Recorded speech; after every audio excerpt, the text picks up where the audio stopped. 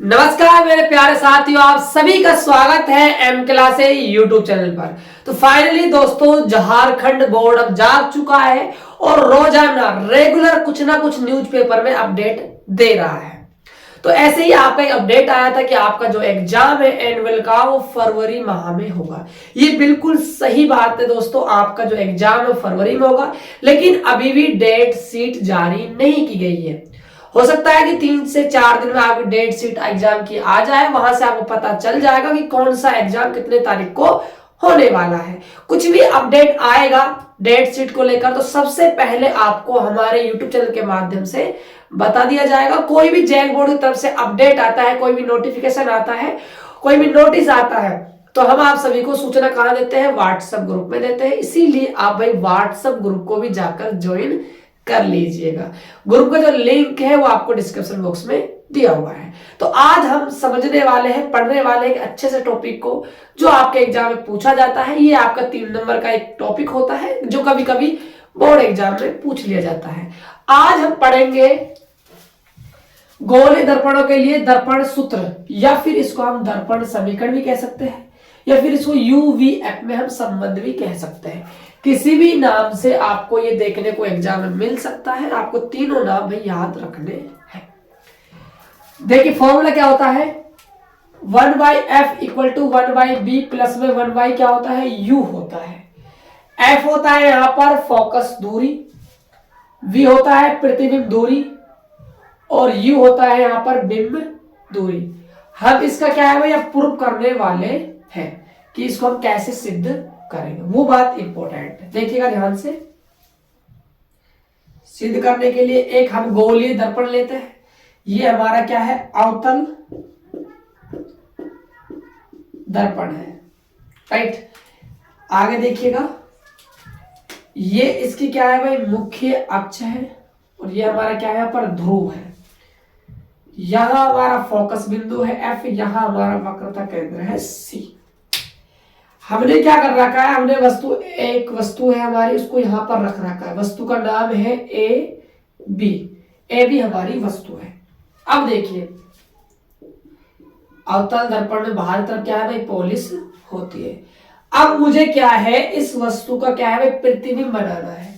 और हमने अच्छे से सीखा है कि प्रतिबिंब कब बनता है? प्रतिबिंब तब बनता है जब दो परावर्तित किरणें कहीं पर कट जाए या एक दूसरे को क्या कर दे? प्रतिच्छेद कर दे, उस बिंदु पर प्रतिबिंब का निर्माण होता है। तो देखिएगा ध्यान से। तो एक प्रकाश किरण मैंने क्या है? इस मुख्य अक्ष के समांतर गुजार दी, मुख्य अक्ष के समांतर। और हमने अच्छे से पढ़ा है कि जब भी कोई प्रकाश किरण मुख्य अक्ष के समांतर जाती है तो परावर्तन के बाद फोकस बिंदु से गुजर जाती है। तो ये आपकी भाई कहां से गुजर गई? फोकस बिंदु से गुजर गई। आगे देखिएगा, तो एक तो प्रकाश किरण हमने गुजार दी है। अब एक प्रकाश किरण क्या है? हम फोकस से गुजार रहे हैं। कहां से गुजार रहे हैं बच्चों? फोकस से गुजार रहे हैं। देखिएगा ध्यान से। तो एक प्रकाश किरण फोकस से गुजरती है तो परावर्तन के बाद मुख्य अक्ष क्या है? समांतर हो जाती है। अब आप देखोगे इस पॉइंट पर आकर इन दोनों प्रकाश किरणें जो है परावर्तित, इन्होंने क्या है? प्रतिच्छेद कर दिया। तो यहां पर हमारा क्या है भाई? ये प्रतिबिंब बन जाएगा। ये हमारा कैसा बनेगा भाई? उल्टा बनेगा। कैसा बनेगा? उल्टा। यानी कि यहाँ A डैश और यहां पर आ जाएगा आपका B डैश, राइट। तो बनने वाला जो प्रतिबिंब होता है भाई उल्टा बनता है। ये आपने प्रतिबिंब निर्माण जब हमने किया था तो वहां पर भी अच्छे से पढ़ा था, राइट। अब देखिएगा ध्यान से, ये जो आपका द्वारक होता है अवतल दर्पण, बहुत ही क्या है? पतला होता है। तो यहां पर यदि मैं इसको यहां से टच करूं तो ये कहीं ना कहीं पी पर मिलता हुआ नजर आता है ऐसे, और इसको थोड़ा सा हम यहां पर भी टच कर सकते हैं, राइट। इस पॉइंट को हम नाम दे रहे हैं M, और इस पॉइंट को हम नाम दे रहे हैं N। और ये लगभग जो यहाँ पर ये P पर मिल जाता है, यानी इसको हम MP और PN भी कह सकते हैं। यहाँ पर जो MP है, ठीक है, वो लगभग बराबर है। यहां पर मान लो चलिए Q पॉइंट है तो MQ, और जो ये NQ है ये लगभग किसके बराबर है भाई? NP के बराबर होता है। कहने का मतलब क्या है कि जो बिंदु P होता है बहुत ही पास होता है, इसके पास ही होता है, ठीक है। द्वारा क्या है भाई? पतला है, इसलिए। बात समझ में आई? तो एम पी लगभग बराबर है एम क्यू के, और एन क्यू जो है लगभग बराबर है एन पी के। इतनी बात आपको भाई समझ में आ गई होगी। अब देखिएगा, अब हम काम को आगे बढ़ाते हैं। हमें एफ यू और वी में संबंध स्थापित करना है। देखिए आपको यहां पर दो त्रिभुज नजर आएंगे, कौन कौन से, ए बी एफ और एफ पी एन। तो मैं त्रिभुज किसकी बात कर रहा हूं, ए बी एफ वे त्रिभुज पी एफ एन से। ध्यान दीजिएगा, देखो ये कोण आपका है भाई 90 डिग्री, और ये वाला कोण कितना है आपका 90 डिग्री। ठीक है, ये वाला जो कोण है और ये वाला कोण ये आपस में क्या होंगे, बराबर होंगे। क्यों, क्योंकि शीर्षाभिमुख क्या है भाई, कोण है। तो आप देखोगे यहाँ पर जो कोण बी है हमारा वो किसके बराबर है, कोण पी के। पी कह दीजिए चाहे क्यों कह दीजिए, एक ही बात है। कितना है भाई, 90 डिग्री है, पहली बात। और जो आपका कोण है ए एफ बी, ये किसके इक्वल है, ये आपका इक्वल है पी एफ एन के। ये आपके क्या है, शीर्षाभिमुख कोण, मुख कोण है। तो देखिएगा ध्यान से, इन दोनों त्रिभुजों के अंदर क्या है भाई, दो कोण बराबर हो चुके हैं। और जब भी दो त्रिभुजों में दो कोण समान हो जाते हैं तो कोण समरूपता नियम से ये दोनों त्रिभुज क्या हो जाएंगे भाई, समरूप हो जाएंगे। तो इस बात को हम लिखते हैं, देखिए ध्यान से, देखो कोण समरूपता नियम से हम कह सकते हैं जो त्रिभुज हमारा ए बी एफ है वो समरूप है त्रिभुज पी एफ एन के, आपस में क्या है, समरूप है। और जब दो त्रिभुज आपस में समरूप बन जाते हैं तो संगत भुजाओं का अनुपात क्या है भाई, बराबर हो जाता है। तो संगत भुजाओं का अनुपात आपको भाई बराबर करना है। देखिए ए बी भुजा का संगत कौन सी, इस भुजा की पी एन है। इस त्रिभुज की जो ए बी भुजा है वो दूसरे वाले त्रिभुज क्या है, पी एन के अनुपात में जाएगी। तो ए बी जाएगी पी एन को लेकर अपने अनुपात में। ठीक है, ए बी बटा में पी एन, पहली बात। आगे देखिएगा, बी एफ, बी से एफ तक, बी एफ अपोन में क्या होगा भाई, पी एफ। दोनों त्रिभुज है बी एफ और ये आएगा आपका पी एफ, राइट। इसको आप नाम दीजिए इक्वेशन नंबर फर्स्ट। तो ये तो हमने दोनों त्रिभुज समरूप करके संगत भुजाओं का अनुपात क्या है, बराबर कर लिया। करने को तो हम इस वाली भुजा का अनुपात बटे इस वाली का भी कर सकते हैं, लेकिन इसका यहाँ पर कोई यूज नहीं है, इसलिए मैं इनका अनुपात बराबर नहीं कर रहा हूं। बात समझ में आई? चलिए आगे देखिएगा। हमने अभी जो बात की, हमने इन दोनों त्रिभुजों की बात की है, इन दोनों त्रिभुजों को हमने समरूप साबित किया है। अब मैं बात कर रहा हूं इन दोनों त्रिभुजों की, छोटा वाला त्रिभुज और ये आपका बड़ा वाला त्रिभुज। अब मैं इन दोनों त्रिभुजों को समरूप साबित करने वाला हूं। देखिएगा ध्यान से, देखिए जो कोण आपका बी डैश है ये आपका 90 डिग्री है, और इसका जो कोण आपका पी कह दीजिए या फिर आप क्यू कह दीजिए, क्यों द्वारा पतला है तो क्यू और पी क्या है, बिल्कुल पास पास है। तो जो कोण पी है आपका वो भी कितना है, 90 डिग्री है। और ये जो कोण है आपका, ये आपका जो कोण है आपस में बराबर होगा क्योंकि शीर्षाभिमुख कोण है। तो हमने कौन कौन से त्रिभुज लिए, त्रिभुज बी डैश एफ और आपका ए डैश वे त्रिभुज कौन सा है, पी एफ एन। ठीक है, तो यहां पर जो कोण आपका बी डैश है वो इसके कोण पी के बराबर है, क्यों, 90 डिग्री है, पहली बात। और देखिएगा ध्यान से, और जो कोण आपका है, कोण जो आपका है कौन सा, बी डैश एफ और ए डैश, ये इक्वल है एम एफ पी के। क्या है भाई, ये शीर्षाभिमुख कोण है, विमुख कोण है। ठीक है, तो हम कह सकते हैं जो त्रिभुज हमारा B dash F A dash है वो समरूप हो जाएगा त्रिभुज पी एफ एम के। अब ये समरूप हो गया तो संगत भुजाओं का अनुपात क्या है, बराबर हो जाएगा। देखिए कौन कौन सी है, ए डैश बी डैश जो है उसके बटे में क्या जाएगा MP, और जो हमारी B डैश F है, ये वाली छोटी वाली B डैश F है, इसके अपॉन में क्या जाएगा PF जाएगा, PF। इतना हुआ। अब देखिए ध्यान से,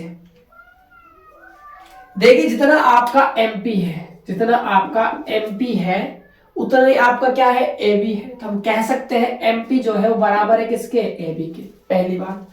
और देखिएगा A डैश B डैश जितना आपका है उतना ही आपका क्या है भाई PN है, A डैश B डैश जितना है आपका उतना ही क्या है आपका भाई PN है।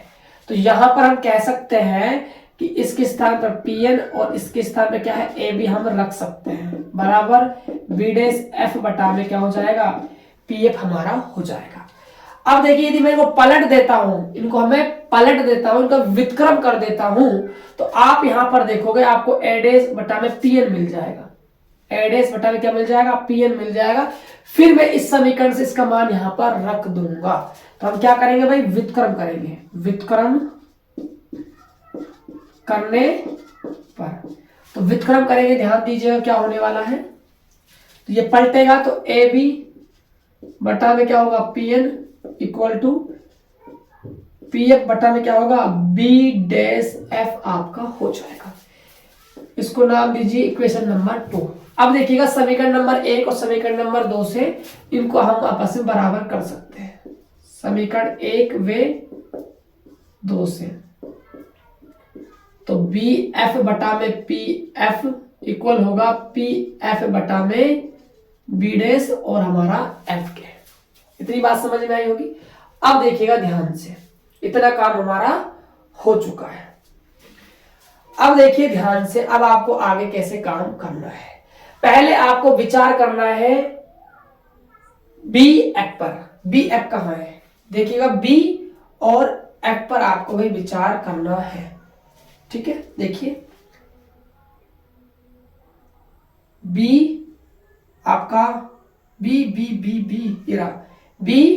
और F, यहां तक की दूरी है BF, लेकिन यहां तक की दूरी के बारे में मुझे नॉलेज ही नहीं है, क्योंकि यहां से यहां तक की दूरी का मान ही नहीं पता किसे हम क्या कहेंगे।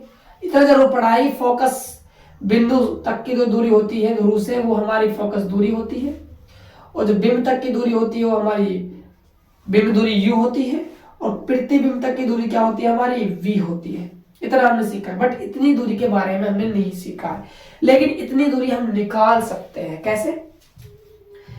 P से लेकर B तक की दूरी में से हम घटा दें P से लेकर B डैश तक की दूरी, तो हमें B से F तक की दूरी मिल जाएगी। कैसे क्या किया मैंने, सुनिए ध्यान से।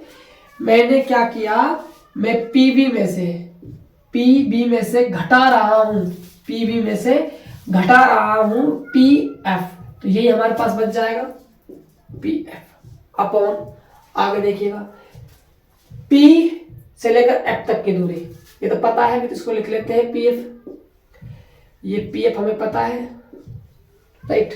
आगे देखिए B dash F, B dash और हमारा F, इतनी दूरी के बारे में हमें नहीं पता, बट हम B डैश में से हम PF को घटा दें तो B डैश F आ जाएगी। देखिए B डैश में से हमने PF को माइनस कर दिया, इतना काम हो जाएगा। आगे देखिए, अब देखिए P से लेकर B तक की दूरी, ये क्या है बिंब दूरी। अब आप देखिए, आप दूरी का मापन इधर कर रहे हो, प्रकाश इधर से आ रहा है, मतलब अपोजिट है, तो दूरी होगी माइनस की, ये माइनस PF माइनस का F माइनस का F माइनस का F, PB डैश प्रतिबिंब दूरी माइनस की, माइनस PF माइनस का F। आप देखिए माइनस F और यहाँ पर माइनस F है, यहाँ पर माइनस, चलो वो थोड़ा सा ना एक स्टेप और आगे सोल्व कर लेते हैं, ध्यान दीजिएगा सभी, एक स्टेप थोड़ा सा आगे और सोल्व कर लेते हैं। देखो माइनस का U, माइनस माइनस आपका प्लस हो जाएगा F, माइनस का F अपॉन में माइनस माइनस क्या हो जाएगा आपका प्लस का F हो जाएगा। अब इनको हम कर रहे हैं वज्र गुणा, इसको यहाँ मल्टीप्लाई, इसको वहां मल्टीप्लाई, ठीक है। ये यहाँ होगा तो ये F स्क्वायर होगा, और ये माइनस का U प्लस में F और ये माइनस का V प्लस में F, इनको आपस में मल्टीप्लाई करना है, ठीक है। F स्क्वायर माइनस किससे गुणा होगा तो प्लस का यू वी, ये से गुणा होगा तो माइनस का यू एफ, ये से गुणा होगा तो माइनस का वी एफ, और ये से गुणा होगा तो प्लस का एफ स्क्वायर हो जाएगा। अब देखिए एफ स्क्वायर से आपका भाई एफ स्क्वायर कैंसिल आउट हो जाएगा, ठीक है। अब देखिएगा ध्यान से, अब हम आगे क्या कर सकते हैं, इन दोनों को, ये माइनस के हैं, इनको एक तरफ कर रहा हूं, यूवी को मैं एक तरफ रख रहा हूं। देखिएगा ध्यान से, यूवी एक तरफ है, ये इधर आएंगे, दोनों किसके हो जाएंगे भाई, प्लस के हो जाएंगे। इतना काम हम कर देंगे। अब आगे देखिए, बस आने ही वाला है हमारा आंसर। अब हमें क्या करना है, इसमें यू वी एफ का भाग देना है। किसका देना है, यू वी एफ का भाग देने पर, याद करो मैंने आपको लेंथ समीकरण निकलवाई थी, तो वहां पर भी हमने यू वी और एफ का भाग दिया था। सेम यहां पर हमें काम करना है। तो यू वी एफ का भाग लगाएंगे, यू वी एफ प्लस में V F, you V F का हम भाग देंगे। यूवी से आपका यूवी कैंसिल आउट हो जाएगा, यहां पर 1 अपॉन आपका एफ आ जाएगा, इक्वल यू एफ से आपका यू एफ कट गया, यहाँ पर 1 अपॉन वी आ जाएगा, प्लस वी एफ से आपका वी एफ कट गया, यहाँ पर 1 अपॉन क्या आ जाएगा, यू आ जाएगा। यही आपकी क्या है दोस्तों, दर्पण समीकरण है, दर्पण सूत्र है। यू और वी और एफ में क्या है, संबंध है। तो ऐसे आपको इस डेरिवेशन को कंप्लीट करना था। तो आई होप कि 3 नंबर बच्चों पूछी जाती है, 3 मार्क्स की डेरिवेशन 3 नंबर की एग्जाम में पूछी जाती है। अच्छे से आपको ये समझ में आ गया होगा, आप अच्छे से भाई स्क्रीनशॉट ले सकते हो।